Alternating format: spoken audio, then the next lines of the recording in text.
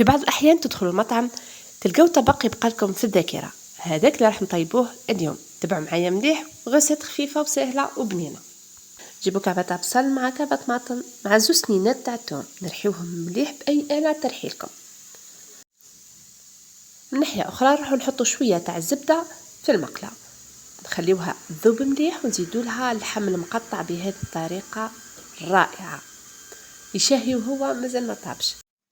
ونضيفو الملح، كركم، شوية تاع الزنجبيل والكمون.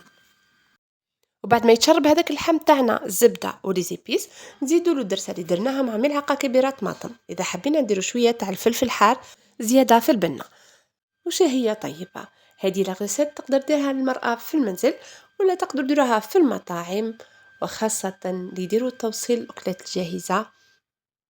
مشروع مربح جدا، والبنه صدقوني انها اذا كلوها مره راح يعاودوا يرجعوا لها عشاك فوا ويطلبوها منك. ربي يسهل قسمكم. باي باي. ما تنسوش ديروا لي ابوني للقناه.